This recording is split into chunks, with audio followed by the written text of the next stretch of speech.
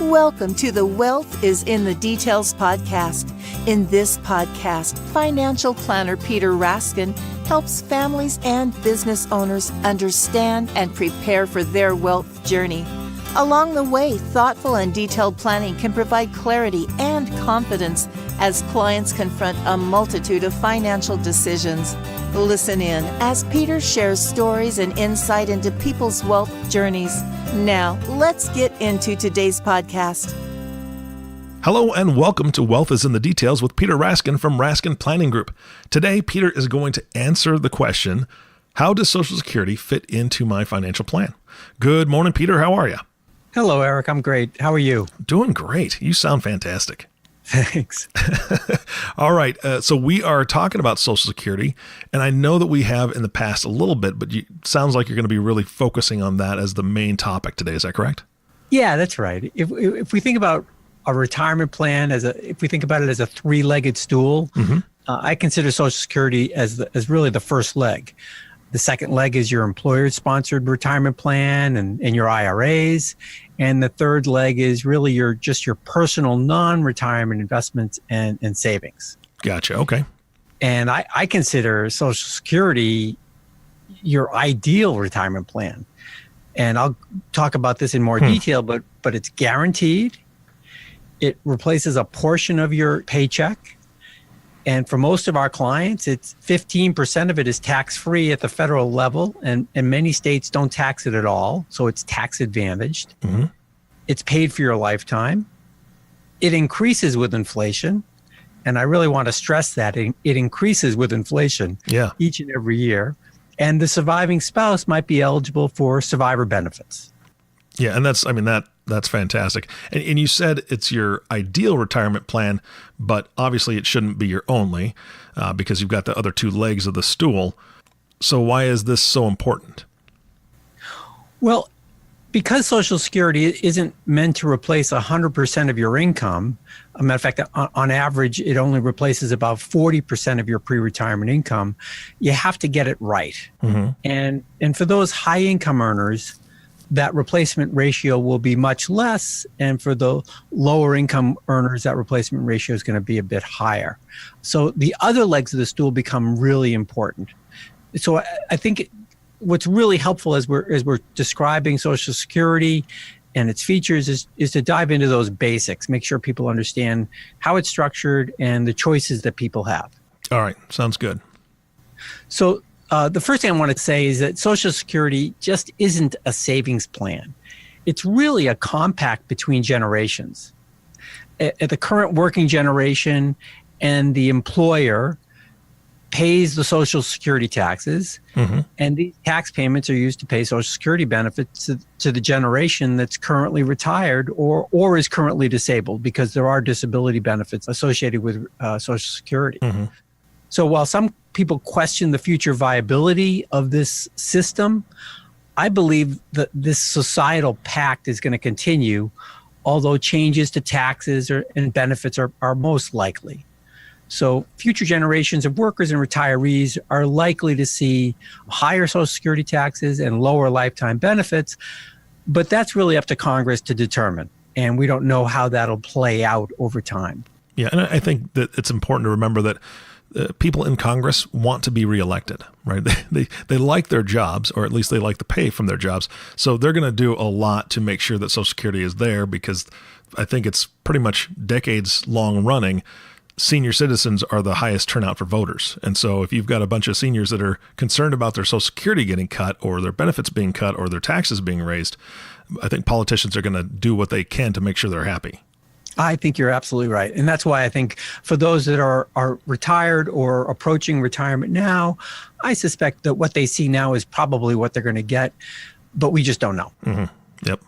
So currently, the Social Security and Medicare taxes total 15.3% of your income. And this tax is split between you and your employer. Okay. And if you're self-employed, you pay the full amount. Mm-hmm. So you become eligible for Social Security benefits if you've worked for about 10 years. Your Social Security benefit at full retirement age, and that's an important phrase, I'll use that a lot today. Okay. your benefit at full retirement age is calculated based upon your indexed or inflation adjusted earnings looking back over the last 35 years. It's subject to an annual income cap, and in 2019, that cap is $133,000. Okay. So just if you're looking at the maximum Social Security benefit for a worker retiring at full retirement age in 2019, it's $2,861 per month, or a little more than $34,000 per year. And for a two-earner family at that maximum Social Security income cap, this would translate into a Social Security benefit at full retirement age of more than $68,000. That's significant. Yeah. When you said 35 years, you're talking about the 35 years of working, even if there was gaps in there. Yes. So it's not just the last 35 years. It could be the last 50 years worth of work, but 35 of those years is what they count. And it's the highest? Exactly. Got it. Okay. Yep. So a year or two of lower earnings or missed earnings really are not going to make that much of a difference for your workers who have worked for a long, long time. Mm-hmm. All right. So full retirement age is the year you qualify for full benefits. And this age is dependent upon your year of birth. And if you were born between 1943 and 1954, your full retirement age is 66. And if you were born between 1955 and 1959, your full retirement age is between ages 66 and 2 months and 66 and 10 months. And just to round it out, if you're born in 1960 or later, your full retirement age is 67. So it's important to know your date of birth to determine your full retirement age. And you can choose to take Social Security benefits before or after your full retirement age. So you can't take it earlier than age 62. And frankly, there's no advantage of delaying until after age 70. Oh, really? Okay. Yep. So taking benefits prior to the full retirement age means you'll receive a reduced benefit. If your full retirement age is 67, there's a 30% haircut if you start taking benefits at age 62. So a real significant reduction. Mm-hmm. If you defer or delay taking benefits until age 70, your benefits will be 24% higher. So, and benefits don't increase beyond age 70. Oh, they don't? I thought they went up 8% every year. No, so there's just, you really, if you're deferring or delaying, you're no better off to delay beyond age 70. Got it. Okay, so it's just for the first 3 years is what you're saying. It's from 3 or 4 years, yeah. 67 to 70, but it's 8% each year. Exactly. That's big. Yeah, that's great. Yep. So of course the drawback of delaying benefits is that you're foregoing benefits in the interim. You don't have those dollars coming in. And but there's another drawback of taking benefits prior to full retirement age. If you continue to work, your benefits will be reduced by $1 for every $2 in earnings above a little bit less than $18,000 in 2019. So benefits aren't reduced even if you continue to work past your full retirement age. Got it. Okay. So those of you that are, if you're considering retirement at age 62, or at least drawing down your Social Security, starting to take it, you have to consider whether your objective or your need is to continue working. And if it is, that could make a serious difference in your actual income from Social Security. Mm-hmm. Mm-hmm. One of the most meaningful Social Security benefits is the spousal benefit. And if you've never worked, or if your benefit is less than 50% of your spouse's full retirement age benefit, you will receive a spousal benefit. So that means your benefit will be at least 50% of your spouse's benefit at full retirement age, at least. Okay. So just as an example, if your spouse's full retirement age benefit is $2,500 per month, and your full retirement age benefit is $1,000 per month based on your earnings, your total benefit at full retirement age will actually increase to $1,250, or 50% of your spouse's Okay. Is that something that you actually have to apply for, or is it automatically given to you because Social Security knows you're married and they know both Social Security totals? knows you're married and it's automatic. Oh, great. Yep. You may qualify for a spousal benefit from a previous spouse as well. So to qualify, you must have been married for 10 or more years, and you must be currently unmarried and over age 62. So the ex-spouse never needs to know or isn't involved in the process, but you are eligible for a spousal benefit even from a previous spouse. Interesting. So let me ask you this.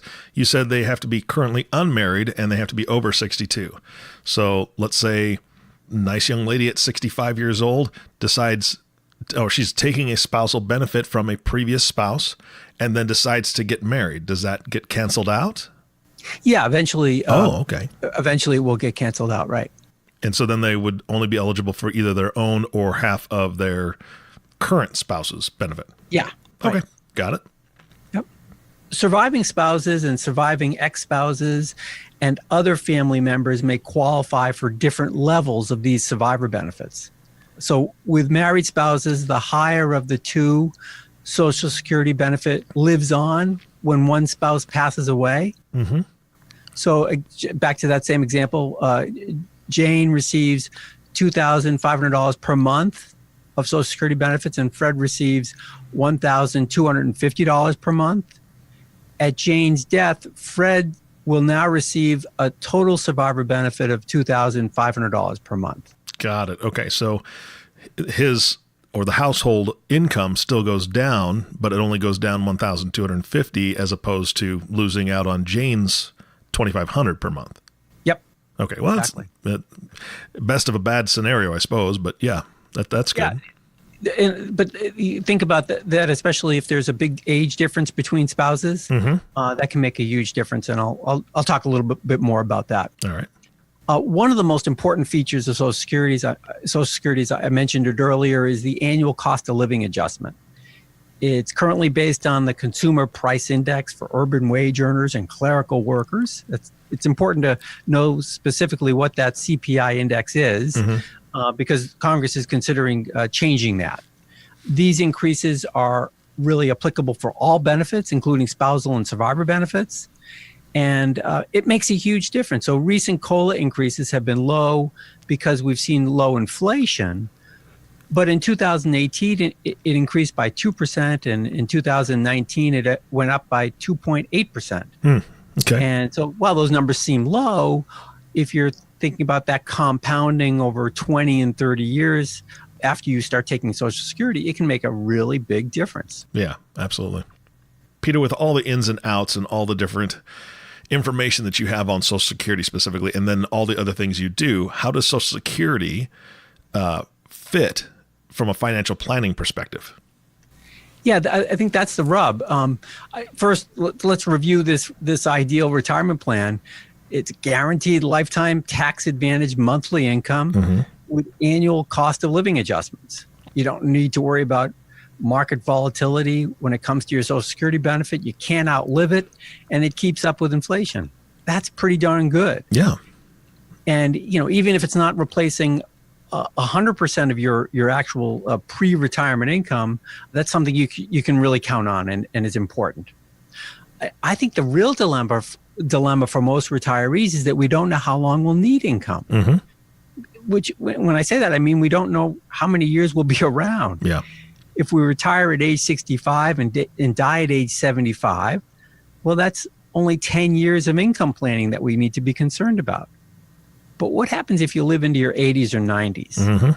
It's just much easier to plan for 10 years of retirement than it is to plan for 20 or 30 years.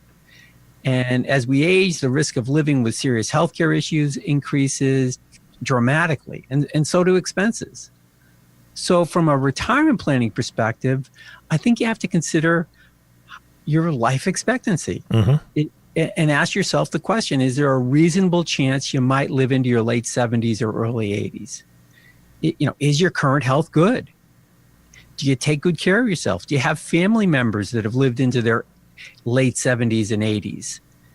And if these answers are yes, I think you should think about a retirement plan that lasts 25 or even 30 years beyond 65, 70. Absolutely. And if you are considering that, and that's part of your calculation, and we think it for most people it should be, you may want to consider delaying the start of Social Security benefits beyond full retirement age, if you can do it. For example, if you delay until age 70 and live into your early 80s, your total benefits will be significantly higher than if you took benefits at full retirement age or even earlier. So think of delaying Social Security as a hedge against longevity or living too long. It's a gamble. We don't really know how long we're going to live, but we have to look at our circumstance and our situation and make the best judgment we can. Yeah, absolutely.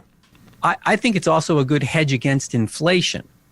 So your benefits, if you defer taking it beyond full retirement age, your benefits are going to increase by 8% per year because you've delayed beyond your full retirement age, plus your benefits will increase with inflation. And this compounding effect can make a big difference on your total benefits. Yeah. So, you add 2% to 8%, that's a 10% increase. Yeah. And then the next year you add another 2.8%.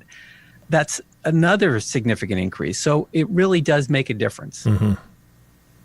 I think the big issue for many of our clients is they actually want to retire from work prior to age 70, but they feel anxious about taking money out of the retirement and non-retirement accounts prior to taking Social Security. So frankly, it's hard for a lot of people to go from being a lifetime accumulator and saver to a spender. They just don't want to spend their money, especially if Social Security is there and ready to send a check. Yeah. But part of this planning process that we take our clients through is to really review cash flow, help them figure out how they can manage if they delay taking Social Security benefits. Where do they get the money from? And assuming they live into their 80s, frankly, it's usually a good thing to do as we think about their total overall asset planning and net worth. Yeah. So if the older spouse, who's often the husband, has a larger projected Social Security benefit, delaying Social Security can really make a big difference for the younger spouse, who's often the wife. Women have a longer life expectancy than men. And at the husband's death, the surviving spouse will receive the higher Social Security benefits.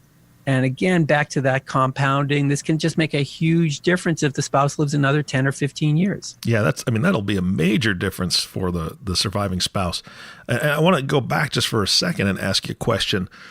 Peter, when you talk to your clients about this, when are you having this conversation to prepare them to be able to say, okay, when you're thinking you want to take Social Security, looking at your plan, this is what I suggest. And if your suggestion is to wait till they're 70, do you tell them, okay, at 55 years old, you're going to start saving an extra $1,000 a month, put it into a bank account so that you can live off of that for a couple of years with some other income that you're going to have so that you can delay Social Security? Or when does that conversation happen? It usually happens post age 50. That's when we're really zeroing in on these decision points. Clients don't need to make the decision until they decide to take it. So they got plenty of time. Most of our clients that we're working with have resources. They've got retirement accounts, IRAs, employer-sponsored plans, and more often than not, they have non-retirement assets that they can tap into as well between the time they actually retire and the time they actually start taking Social Security benefits. Yeah, I'm thinking, because I know it also is affected by every month, correct? It's not just a year.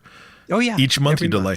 I'm thinking if I get to that point and it's close, it's down to the wire, I'm eating top ramen, right? I'm going top ramen and water and maybe some Kool-Aid if I want to splurge just to get me a few more months to increase that benefit. I think that's my plan. Well, if I have to. I think the other thing, you can have an objective of taking Social Security at age 70, delaying until then. But if something happens to your health prior to that, you can always change. Yeah, that's true. You can always start taking it. Okay. All right. So for some clients, it may be best to take these benefits at full retirement age or even earlier. So you have to be realistic about your life expectancy, and it may be less due to an existing medical condition, or they just can't really afford to delay because they don't have sufficient assets that can be drawn down prior to age 70. And then I'll say we also have clients where they just want to take Social Security benefits as soon as possible, even if they can afford to delay. They just aren't confident about how long they'll be around. They're concerned about potential changes to Social Security, and they just want to take it. It helps them sleep at night. Yeah. And frankly, for a lot of these people, whether they take it at 65, 67, or 70, they're still going to be just fine from a planning perspective. Yeah. There are some other planning considerations depending upon your age. Legislation in 2015 put an end to some really beneficial strategies, one called file and suspend and the other called deemed filing. I won't go into great detail here, but if you turned age 62 prior to the end of 2015, you still might be able to take advantage of the deemed filing strategy. And this allows you to file and receive the spousal benefit while allowing benefits on your work record to continue to grow. So basically taking the spousal benefit and still getting the higher benefit at age 70. Wow. Okay. Got it. So not everyone's eligible to do that, but it's something to consider. Okay. I'm going to throw you a curveball, Peter. You ready? I'll try. All right. As you were talking, I was thinking about this. So let's say I've got a wife that is 15 years younger than I am. All right. I've waited till my full retirement age, and I'm taking my Social Security at 70 years old, and it's $2,500 a month, just as like our previous example. And I live until 71, and then I kick it. Right. So my wife is 56 at that point, if she's 15 years younger. At 56, does she get my Social Security, or does she have to wait until she's 60, full retirement age, or 62, or how's that work? Great question. She's probably best off if she can afford to wait until her full retirement age. Okay. So, but at 56 years old, will she even be eligible to get mine? No, not at that point. Oh, okay. So she would have to wait either way. Yes, she'd have to wait. Yep. Okay. So, but she'll maximize her benefit if she waits until her full retirement age. Oh, so it doesn't matter that I waited till my full retirement age and beyond. If I waited till 70 and it increased my benefit to $2,500 or whatever, if she were to try to take it at 62, it would revert back? She would get benefits at age 62. I believe survivor benefits start at age 60, actually. Oh, okay. But it would be lower. It would be higher if she waited until her full retirement age, assuming that would be 66, 67. Okay, so spousal benefits still depend on the surviving spouse's age of retirement, not when I started taking, or the spouse that passed away. Right, but they're calculated based upon the highest benefit amount. Got it. Yep. Okay. All right. That's good to know, because I wasn't sure if that would just be an automatic thing or not. So that's good information. And that's part of planning, is especially for those situations where the spouse is significantly younger. You want to make sure there's enough cash flow between the death of the older spouse and the point in time where the younger spouse is eligible to take Social Security, and what's best for the family. Yeah, absolutely. Because I can imagine if we were bringing in, or if I was bringing in $2,500 a month as a 70-year-old retiree, and then the next year I died and she can't take those benefits until 60 or beyond. In our example, that'd be a 4-year gap where she just immediately lost $2,500 in income per month. That's a huge hit. Yep. Yeah. All right. What else do we need to cover today? Yeah, I think the key to Social Security planning is to make sure your decisions fit into your overall plan. We can consider life expectancy, tax planning, income needs, living expenses. I strongly recommend that you spend some time reviewing your annual statement from Social Security. It's full of really good information. And if you want to confirm that they have your accurate earnings information, because that can also affect your overall Social Security benefits. I've seen mistakes on the Social Security statements. If you don't have a copy, go to the Social Security's website. It's ssa.gov. You need to register with the website and request a current statement. It's full of really good information, and I think will will help you understand how and what your benefits might be at certain points in time. Yeah, absolutely. And for those that are interested in going to ssa.gov to get that, please be sure to have a lot of your financial information in front of you. I personally went about a month ago and jumped on there. I wanted to take a look, and they ask pretty in-depth questions based on your financial history. So you put your social security number in there so they can see who they're talking to. And I missed a few of the questions, like, who did I lease my minivan from 17 years ago? I don't remember the company name. So I did not get in. I got locked out of it because I had a couple questions that I got wrong because I just didn't remember the lending company. So those types of documents you might want to have in front of you for when they ask that on the site, so you can put in the correct information and actually gain access to your paperwork. I was a little bit surprised that they asked those questions, Peter. I was like, wait a second, how am I supposed to remember that? They want to make sure it's you. They do. And I appreciate that, I suppose. So now I got to... It's a really good website. Yeah. And secure. Absolutely. Yeah, absolutely. All right, Peter, thank you so much for your time today. And if you have questions for Peter, he likes to be put on the spot like I did today. So just give him a call. Peter, how can they reach you? You certainly call me at 617-728-7433. That's my direct line. Or send me an email at peter.raskin@lfg.com. Or you can always look at our website, raskinplanning.com as well. Fantastic. Thanks again for your time, Peter. Thanks. All right. And thank you all for listening to the Wealth is in the Details podcast with Peter Raskin.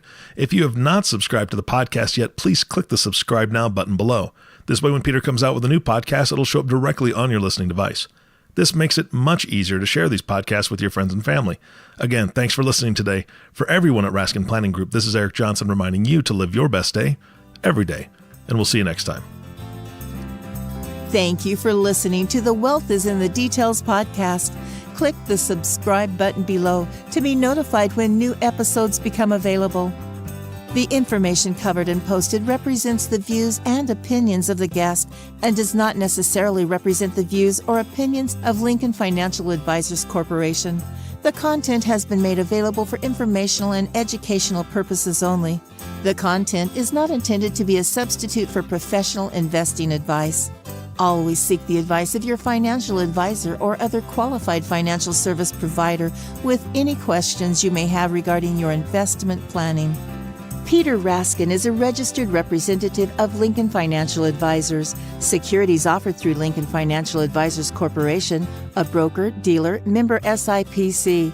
Investment advisory services offered through SageMark Consulting, a division of Lincoln Financial Advisors, a registered investment advisor. Insurance offered through Lincoln affiliates and other fine companies. Raskin Planning Group is not an affiliate of Lincoln Financial Advisors. Lincoln Financial Advisors Corporation and its representatives do not provide legal or tax advice. You may want to consult a legal or tax advisor regarding any legal or tax information as it relates to your personal circumstances.